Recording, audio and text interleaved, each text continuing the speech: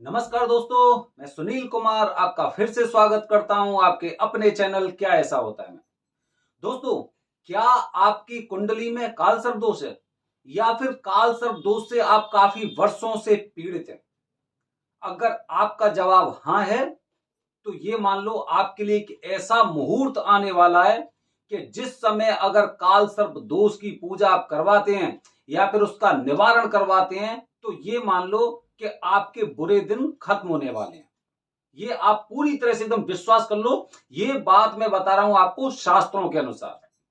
दोस्तों, सबसे पहले एक जरूरी जानकारी, बेहद जरूरी जानकारी ये है कि मैंने आपको प्राइवेट पूजा का कुछ दक्षिणा बताई थी कि प्राइवेट पूजा की दक्षिणा इतनी होती है।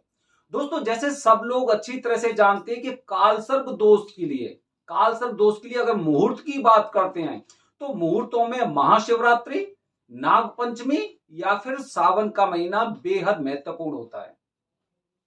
इसीलिए दोस्तों, महाशिवरात्रि आने वाली है 18 फरवरी की महाशिवरात्रि, और कैलेंडर 2023 का पहला ऐसा दिन कि जिस दिन अगर आप कालसर्प दोष की पूजा कराते हैं तो ये मान लो कि आपके संकट बस इस महाशिवरात्रि से पहले ही खत्म होने वाले हैं।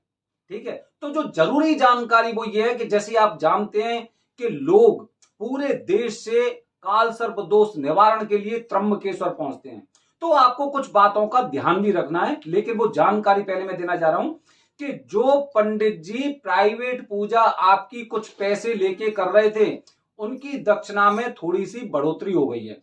जैसे कि जो हमारे वरदानी पंडित जी हैं, हमारे वरदानी पंडित जी जो पहले आपसे 11,000 रुपए प्राइवेट पूजा का लेते थे, वो पंडित जी अपनी पूजा के लिए 15,000 रुपए प्राइवेट पूजा के लिए लेंगे। मतलब अगर आपको महाशिवरात्रि पर कालसर्प दोष की पूजा करानी है तो मैं बता रहा हूं कि कल से, खासकर कल से वो पंडित जी 15,000 रुपए लेने वाले हैं कालसर्प दोष पूजा की सेपरेट पूजा, जैसे प्राइवेट पूजा बोलते हैं।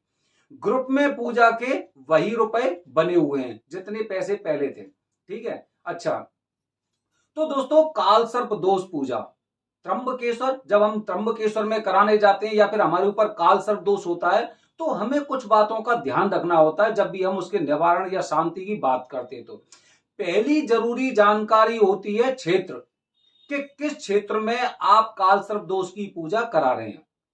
दूसरी महत्वपूर्ण जानकारी होती है कि जिन पंडित जी के द्वारा आप पूजा करा रहे हैं क्या वो वरदानी पंडित जी हैं। और तीसरी तीसरी जो महत्वपूर्ण बात है वो होता है मुहूर्त। तो दोस्तों, मुहूर्त महाशिवरात्रि का है, पहली बात हो गई। दूसरी बात त्र्यंबकेश्वर क्षेत्र है, और तीसरी बात वरदानी पंडित जी। हालांकि केवल इन पंडित जी ने अपनी दक्षिणा नहीं बढ़ाई है, वहां पर जो बहुत फेमस और जो ऐसे पंडित जी हैं जो वरदानी पंडित जी बोलते हैं, उन्होंने अपनी दक्षिणा 25,000 30,000 तक कर रखी है। अभी मुझे जानकारी मिली, कोई वहां से त्र्यंबकेश्वर से वीडियो देख रहा था, उन्होंने मुझे बताया कि वो पंडित जी प्राइवेट पूजा 25,000 ले रहे हैं। लेकिन हमारे वरदानी पंडित जी, क्योंकि पूरा ही पूरा संघ वहीं पे उपस्थित है, सारे पंडित जी वहीं के हैं, तो सभी पंडित जी को जानकारी रहती है। ठीक है दोस्तों, अच्छा, अब देखिए, आपने तीन चीजें करा ली, आपने तीन चीजों का ध्यान रखा। पहली चीज मुहूर्त, दूसरा क्षेत्र और तीसरा वरदानी पंडित जी।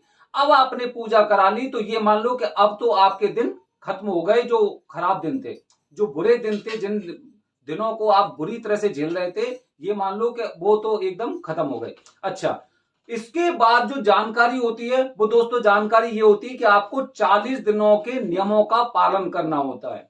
40 दिन के नियमों में आपको कुछ चीजें एकदम पूरी तरह से ध्यान में रखनी होती हैं। कुछ चीजें ध्यान में रखनी होती हैं, उन चीजों को, जैसे कि आपको लहसुन प्याज का सेवन नहीं करना है, आपको मांस मदिरा का सेवन नहीं करना है, आपको शिवलिंग पर जल चढ़ाना है 40 दिन तक लगातार, या फिर आपको जो नाग स्तोत्रम मंत्र होता है उसका आपको रोजाना भगवान शिव के सामने आपको उनका जाप करना है। भले ही एक बार करना है, लेकिन ये काम आपको करना है। ठीक है, अच्छा, इसके अलावा दोस्तों, इसके अलावा ये है कि जो महत्वपूर्ण जानकारी मैं आपको देने जा रहा हूं कि कालसर्प दोष, जैसे कि महाशिवरात्रि को कालसर्प दोष की पूजा कराते हैं, बहुत से लोग मुझे बताते हैं कि भाई मैं वहां पे कैसे जाऊंगा, वहां पे तो बहुत ज्यादा भीड़ है। अब भीड़ में मैं कैसे पूजा कराऊंगा, इतनी भीड़ होगी, काफी चीजों की असुविधा होगी। तो बहुत से लोग भीड़ की वजह से बहुत से लोग रुक जाते हैं। वो सोचते हैं कि भाई कोई बात नहीं, इस मुहूर्त को जाने देते हैं। सोचिए, आप खुद इस चीज पे चिंतन करिए कि भीड़ की वजह से वो शुभ मुहूर्त को जाने दे रहे हैं। इसका मतलब तो ये हो गया कि अगर धरती पर भगवान शिव स्वयं प्रकट हो रहे हैं और लोगों को पता चले कि भाई वहां पे भीड़ है, तो वो भगवान शिव के दर्शन करने भी नहीं जाएंगे। देखिए आप, ये स्थिति, आप खुद इन बातों को सोचिए कि भाई कुंभ का मेला लगता है। अब कुंभ के मेले में कोई अकेला एक इंसान नहीं नहाता है, वहां पे एक इंसान स्नान नहीं करता है। और जिस दिन वहां पर जो कुछ ऐसी तिथि निकली रहती है ना, जैसे शाही स्नान हो गया, शाही स्नान वाले दिन तो ये मान लो कि वो पूरा क्षेत्र ऐसा हो जाता है कि वहां पे आपको पैर रखने को जमीन नहीं होती। जो लोग अपने आप को वीआईपी समझते हैं ना, जो हमेशा एसी में, फोर व्हीलर गाड़ी में, अच्छे अच्छे घरों में रह रहे हैं, वो लोग भी त्रंब या पे कुंभ नहाने जाते हैं। और वो भी जिस तरह से जो शाही स्नान वाली तिथि होती है उस दिन वो स्नान करते हैं वहां पे। ठीक है दोस्तों, तो भीड़ की वजह से एक शुभ मुहूर्त आपके सामने से निकलता जा रहा है। इसका मतलब क्या हो गया? इसका मतलब यह हुआ कि आप अपने काल सर्प दोष से पूरी तरह से दुखी नहीं हुए। मतलब काल सर्प दोष भी ना आपको सांस लेने दे रहा है, आपको और मौका दे रहा है कि चल ठीक है ठीक है ठीक है, ऐसे करके बोलते हैं ना, तो उस तरह का मौका दे रहा है। भाई कुंभ स्नान नहाने जाते हैं। अगर मैं मकर संक्रांति की बात करता हूं तो मकर संक्रांति वाले दिन कैसी भीड़ होती है। लोग अपने घरों को छोड़कर गंगा सागर जाते हैं स्नान करने के लिए, डुबकी लगाने के लिए। जब 2011 में कुंभ का मेला लगा था तो मैं भी गया था। करीब उस दिन 5 करोड़ लोग थे। हमें रुकने के लिए जगह नहीं मिली थी। मैं आपको जो आप मेरे पीछे कुछ वो देख रहे हैं ना, फोटोज देख रहे हैं, ये तभी के हैं कि हमें रुकने के लिए जगह नहीं मिली थी। हम जमीन पर ऐसे ही रहे थे और वहां पर स्नान करके आए शाही स्नान वाले दिन। भीड़ से डरना है? भीड़ से क्या डरना है? जो मुहूर्त है वो मुहूर्त सबके लिए है। वो लोग पहुंच गए और आप पीछे ही रह गए। आप पीछे क्यों रह गए? क्योंकि आप भीड़ से डर गए। वो लोग आगे क्यों निकल गए? वो आगे इसलिए निकल गए क्योंकि उनके अंदर हिम्मत है, हौसला, विश्वास है, आस्था है, और उनके अंदर ये उमंग है कि मुझे ये कार्य करना है, आज को ही करना है। भीड़ केवल आपके लिए नहीं है, भीड़ उनके लिए भी है, लेकिन उन्होंने भीड़ की परवाह नहीं की और वो भीड़ का हिस्सा हो गए। और आप डरते और आपने शुभ मुहूर्त अपने आंखों के सामने खो दिया। तो दोस्तों, भीड़ से नहीं डरना है, ठीक है? भीड़ से नहीं डरना है। सभी लोगों की श्रद्धा होती है, सब लोग जाते हैं, अपनी पूजा कराते हैं और फिर वहां से चले आते हैं। तो इस तरह से जो पहला योग बन रहा है काल सर्प दोष मुहूर्त का, काल सर्प दोष पूजा का जो मुहूर्त है, पहला योग बन रहा है वो है महाशिवरात्रि। 18 फरवरी की महाशिवरात्रि, और 18 फरवरी को अगर आपने काल सर्प दोष की पूजा कराई है तो आप ये मान लो कि हमेशा हमेशा के लिए आपकी कुंडली से काल सर्प दोष खत्म हो गया। मतलब राहु और केतु दोनों एकदम शांत हो गए। ये तो अगर आपकी कुंडली में काल सर्प दोष है तो ये पहला मौका है 2023 का। अगर इस मौके को अगर बटोरना चाहते हो तो बटोर लो, क्योंकि फिर आपको 6 महीने का इंतजार करना पड़ेगा। और 6 महीने का मतलब ये हो गया कि अगर जो इंसान अभी परेशान है तो परेशानी में पल पल बिताने का समय मतलब होता है जैसे कि एक साल।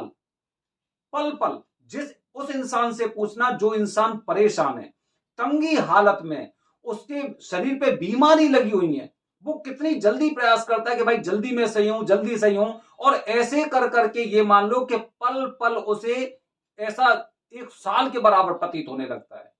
जबकि अगर मैं 6 महीने की बात करूं तो जो इंसान झेल रहा है वो यहां तक पहुंचने के लिए 6 महीने अगर वो झेल सकता है तो ये थोड़ा सा अजीब सा लगता है कि जिस इंसान पे काल सर्प दोष है, काफी दिनों से परेशान है, और उसके बावजूद भी अगर वो 6 महीने आगे का इंतजार कर रहा है।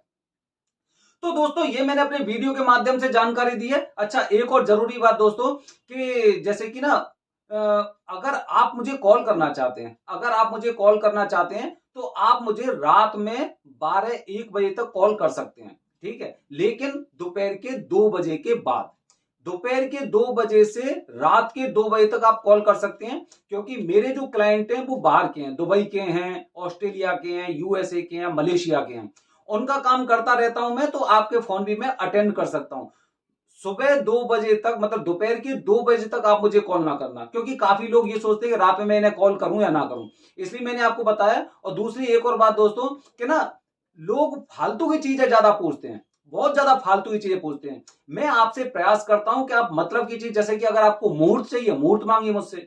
अगर आपको पंडित जी का नंबर चाहिए, पंडित जी का नंबर मांगिए। आपको कुछ ऐसी और शंका है तो उन्हें उन्हें जानिए आप। लेकिन जो आलतू फालतू की चीजें होती है ना, कि भाई मेरे ऊपर ये समस्या हो गई, इसका समाधान कैसे होगा, ये कैसे होगा, अरे भाई मैं आपको जानकारी दे रहा हूं, और जितनी जानकारी मैंने आपको वीडियो के माध्यम से दी है, उससे आपको काफी हद तक अनुमान लग गया होगा कि भाई मैं पूजा करने जा रहा हूं तो 4 कपड़े मुझे चाहिए, पंडित जी दक्षिणा में इतना पैसा लेते हैं, पंडित जी की दक्षिणा में भाई पूजा की सामग्री शामिल होती है या फिर सारी चीजें सम्मिलित होती हैं। तो ये जानकारी आपको पहले से ही मैं दे चुका हूं। तो मेरी आपसे उम्मीद है कि केवल मतलब के लिए आप कॉल करिए। अगर आपकी कुछ ऐसी, मतलब कुछ डाउटफुल कंडीशन है, आप कुछ ऐसी शंका है आपकी, जो आपकी चीजें समझ में आई है, तो उसे आप और जल्दी से जल्दी कॉल करके उसे डिस्कनेक्ट करिए। 1 या 2 मिनट की बात होती है, आप आधा आधा घंटे, 40-40 मिनट तक लगे रहते हैं, मैं काटने का प्रयास करता हूं। दोस्तों इन बातों का ध्यान रखना, रात में 2 बजे तक कॉल कर सकते हैं, कोई दिक्कत नहीं है। बने रहिए हमारे चैनल के साथ। धन्यवाद दोस्तों, जय हिंद, जय भारत, हर हर महादेव।